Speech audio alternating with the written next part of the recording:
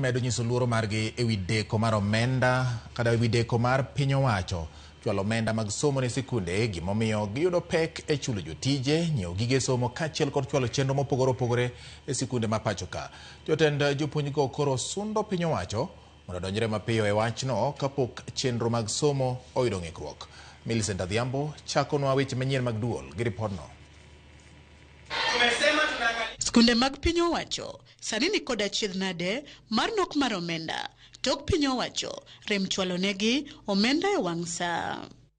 Kalure kod jagoro mar Kupet bade ma Kisumu Zablon Awange kod nyawadgi mar Nat David Obuon giyango ni midhiero mar tayo skunde sani tero jotend skunde ng'wech ni mar omenda mane sirikal ogolo juma mokalo ma en siling bilion 19 kuom bilion 48 nok. Gino mamiyo riembo chenro mag somo e skunde koro bedo matek. To pesa moor higa ni en pesa matin completely, 19 billion instead of 48 billion.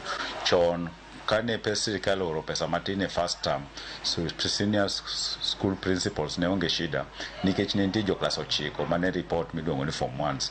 Jogi ne biro ga kosechulo fees higa mangima. Onge somo malong'o madhi timre nikech pesa molewo en pesa ma ok inyal geno. Nitie classes moko obe koyudo pesa. Et ne ng'isa ni grade 7 okomi pesa. Omi some grades to moko we, particularly junior school. Ma kelo chenro mar somo bedo matek sikundewa. Jotelo gotielo ni dwaro nitie mar siro chenro mag somo e kinde ma jo grade 9 ne chako kidieny machielo mar somo.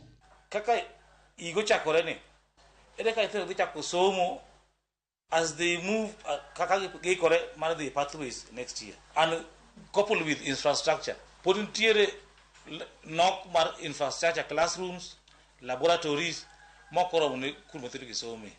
Magi should be addressed, and we don't want to say it for the onset. Let no one blame the jopuonj.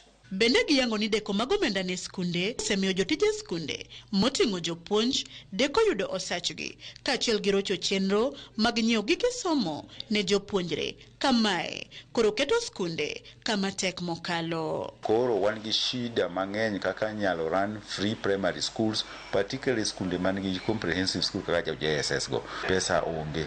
Koro wawacho ni sirikal onego oor pesa modongo kokadho kuom jatend pesa miluongo ni John Mbadi gi nyiswa chieng' ma giore pesa no. Principal be ka nyithindo pok ochulo fees wabo wacho ni gilor skunde go kapok sirikal oro pesa to nyithindo be pok ochulo fees. Kata kamano, jatend migawo mar somo pachoka Julius Migos Ogamba to korka kore oyango ni piny owacho oseoro bilion 14 ne skunde sekondar kokwayo horuok kapod piny owacho chano oro bath omenda mamoko. 14 billion is going to secondary schools. They are receiving this money as we speak, so there is no point to make those threats or even close those schools. So we are working very hard to ensure that the resources are released on time. Last term, we were able to release all the disbursements before the schools open. E kinde gi ma piny owacho imedo ket tesre kotinyo kod chenro mar chwalo omenda ne skunde.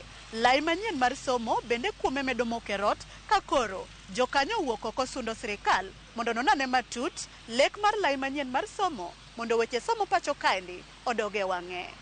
Millicent Adhiambo, Ramogi TV, Kisumu County.